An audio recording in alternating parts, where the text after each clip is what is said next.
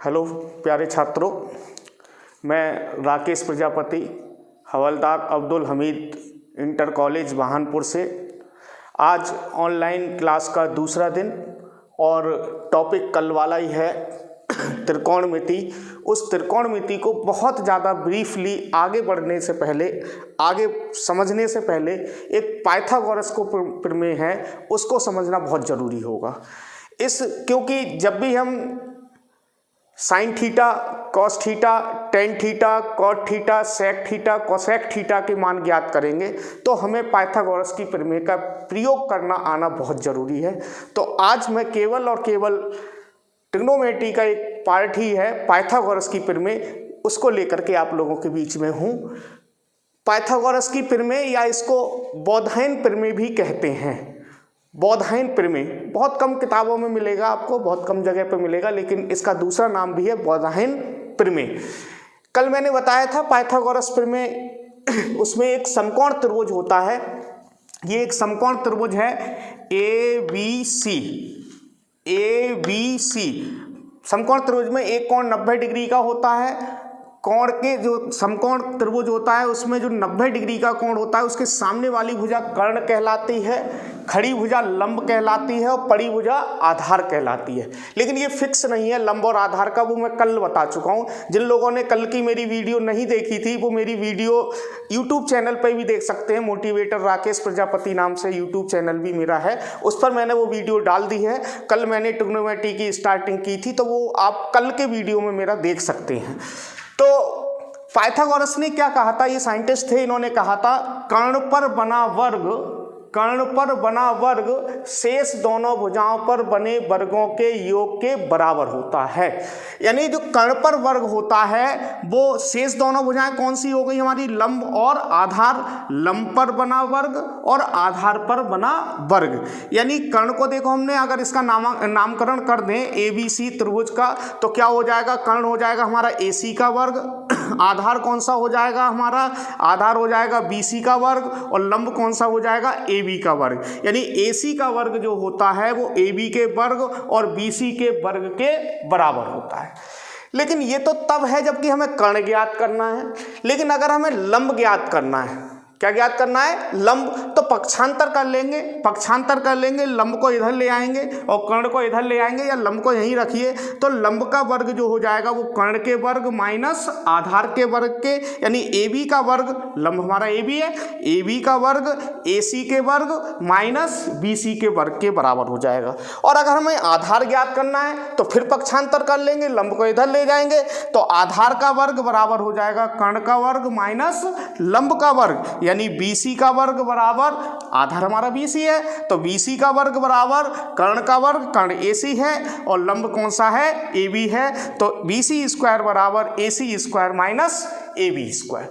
ये आपकी पाइथागोरस प्रमेय है। लेकिन पाइथागोरस प्रमेय में कुछ मान दे रखे होंगे, उन मानों को ज्ञात करना होगा। तो क्या होगा, जैसे देखिए एक मैंने एग्जाम्पल लिया है, एक त्रिभुज ले रखा है समकोण त्रिभुज ABC, इसका लंब ले रखा है 4 और आधार ले रखा है हमारा 3, तो इसका कर्ण कितना होगा, तो वही फार्मूला लगा देंगे, कर्ण पर बना वर्ग शेष दोनों भुजाओं पर बने वर्गों के योग के बराबर होता है। यानी AC का वर्ग बराबर AB का वर्ग प्लस BC का वर्ग। AB मतलब 4 का वर्ग, BC मतलब 3 का वर्ग। 4 का वर्ग कितना होता है 16, 3 का वर्ग कितना होता है 9, दोनों को जोड़ लिया 16 और 9 कितने हो गए 25।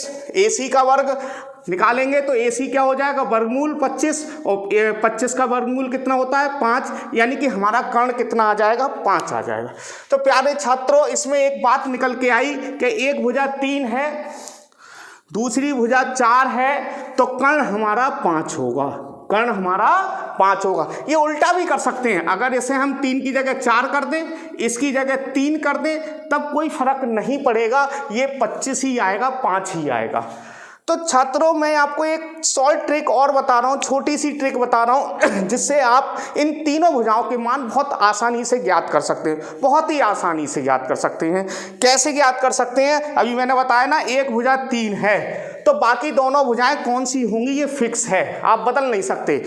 अगर एक भुजा 3 है तो दूसरी भुजा 4 होगी, तीसरी भुजा 5 होगी। और कर्ण हमेशा बड़ा होता है, कर्ण हमेशा दोनों भुजाओं से बड़ा होगा। ऐसा कभी भी समकोण त्रिभुज में नहीं हो सकता कि कर्ण शेष दोनों भुजाओं से छोटा हो जाए। सबसे बड़ी भुजा कौन सी कहलाती है? कर्ण। तो इसके लिए मैं आपको एक ट्रिक लेके आया हूं, बहुत आसान ट्रिक है। अगर संख्या विषम है उसके लिए अलग ट्रिक है, और अगर संख्या सम है उसके लिए अलग ट्रिक है। विषम यानी कि ऑड है, जैसे एक भुजा 3 दे रखी है, एक भुजा हमारी 3 दे रखी है, समकोण त्रिभुज है, एक भुजा 3 दे रखी है, तो बाकी कौन कौन सी भुजाएं होंगी ये हमें ज्ञात करना है। तो इसके लिए क्या करेंगे, देखिए 3 का पहले वर्ग किया। ये ट्रिक किसके लिए है? केवल विषम संख्या के लिए है, ये ध्यान रखिएगा। सम के लिए क्या है वो अभी आपको आगे बताऊंगा। 3 का वर्ग किया, 3 का वर्ग कितना होता है? 9। 3 का वर्ग कितना होता है? 9। उसका हाफ कर दिया, उसका हाफ कितना हो गया? 4.5, 4.5। तो आधा जोड़ देंगे, आधा घटा देंगे, आधा जोड़ देंगे और आधा घटा देंगे। जोड़ दीजिए, आधा घटाया तो 4 आ गया, और आधा जोड़ा तो कितना आ गया? 5। यानी कि देख लीजिए, एक भुजा 3 है तो दूसरी भुजा कितनी होगी? 4, और तीसरी भुजा कौन सी होगी? 5। प्यारे बच्चे आप समझ ही जाओगे कि 5 कौन सी होगी? 5 कर्ण होगा। लंब और आधार कोई सा हो सकता है, मैंने पहले ही बता दिया है। कर्ण कौन सा होगा? 5 होगा। देखिए एक और संख्या लेते हैं विषम। 5 ले लिया, 5 ले लिया तो 5 का क्या कर दिया? वर्ग। 5 का क्या कर दिया? वर्ग। वर्ग कितना हो गया? 25। 25 का आधा करा, पहले वर्ग करते हैं फिर आधा करते हैं, ये नियम है। पहले वर्ग फिर आधा। 12.5 हो गया, 12.5 में आधा घटा दिया, आधा जोड़ दिया। 12.5 का आधा कितना हो गया? 12, और आधा जोड़ेंगे तो कितना हो गया? 13। यानी कि अगर एक भुजा 5 है तो दूसरी भुजा 12 होगी, और तीसरी भुजा कितनी होगी? 13। और 13 निश्चित रूप से हम कह सकते हैं क्या होगा? कर्ण होगा, क्योंकि कर्ण हमेशा कैसा होता है? बड़ा होता है। एक और एग्जाम्पल लेते हैं। 7 का वर्ग कितना हो गया? 49।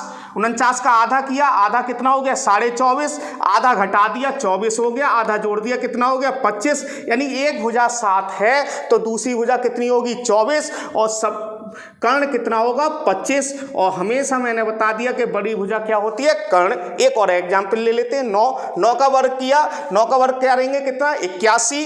81 का हाफ किया, कितना हो गया? 40.5। 40.5। आधा घटा दिया, आधा जोड़ दिया, तो कितना हो गया? 40।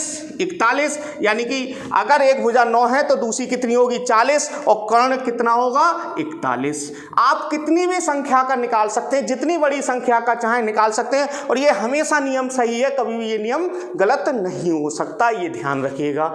ठीक इसी प्रकार से जिस प्रकार से विषम का निकाला है, ठीक इसी प्रकार से मैं आज आपको सम का बताऊंगा। सम जैसे हमने 4 ले लिया, 4 वहां पहले वर्ग कर रहे थे फिर हाफ कर रहे थे, अब उल्टा कर दीजिए, पहले हाफ कर दीजिए फिर वर्ग कर दीजिए। नियम समझ में आ गया?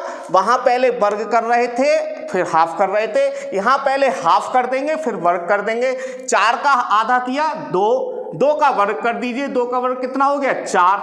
वहां पर बस क्या था? आधा कर रहे थे, यहाँ आधा ना करके एक प्लस कर दीजिए, एक माइनस कर दीजिए। 4 में से 1 माइनस किया 3, और 1 प्लस किया कितना हो गया? 5। और देख लो कितना आ गया? 4 3 5। यही वही स्थिति आ गई। एक भुजा 4 होगी, दूसरी भुजा 3 होगी, और 5 सबसे बड़ी भुजा होगी, यानी कर्ण कितना होगा? 5 होगा। हमेशा बड़ी भुजा कौन सी होगी? कर्ण। एक और एग्जाम्पल लेते हैं। 6 का हाफ किया, इवन चल रहा है इसलिए पहले हाफ करते हैं। 6 का हाफ कितना हो गया? 3 का वर्ग किया, 3 का वर्ग कितना हो गया? 9। 1 घटा दिया, 1 जोड़ दिया, तो 6 8 10। इसमें कर्ण कितना होगा? 10 होगा। 6 और 8 कोई भी हो सकता है, चाहे ये लंब हो सकता है, चाहे ये आधार हो सकता है, चाहे ये आधार हो सकता है, चाहे ये लंब हो सकता है। लंब और आधार कोई भी हो सकते हैं, कोई फर्क नहीं पड़ता है, लेकिन कर्ण हमेशा क्या रहता है? सबसे बड़ा रहता है। एक और एग्जाम्पल ले लेते हैं। 8 का आधा किया, कितना हो गया? 4 का वर्ग किया, 4 का वर्ग कितना होता है? 16। 1 माइनस कर दिया, 16 में से 1 गया 15, 1 प्लस कर दिया, तो 8 15 और 17। इसमें कर्ण कितना होगा? 17 होगा। अगला एक एग्जाम्पल और ले लेते हैं। 10 का हाफ किया, 10 का हाफ कितना हो गया? 5। 10 का हाफ कितना गया? 5, और 5 का वर्ग कितना कर दिया? 25। 25 का एक हाफ 1 घटा दिया और 1 जोड़ दिया, तो कितना हो गया? 24 26। यानी 10 24 26। इसमें कर्ण कितना होगा? 26। छात्रों, उम्मीद है आपको ये चीज़ मेरी समझ में आई होगी। मैं रोजाना आप लोगों के बीच में ऑनलाइन क्लास, चूंकि राज्य सरकार का ऐसा आदेश है इसलिए आप लोगों के बीच में रहूँगा। और जो छात्र नहीं भी देख पाते हैं किसी कारण से उस समय मुझे ये वीडियो को, तो मेरे YouTube channel motivator Rakesh Prajapati से भी इस वीडियो को प्राप्त कर सकते हैं। बहुत बहुत धन्यवाद।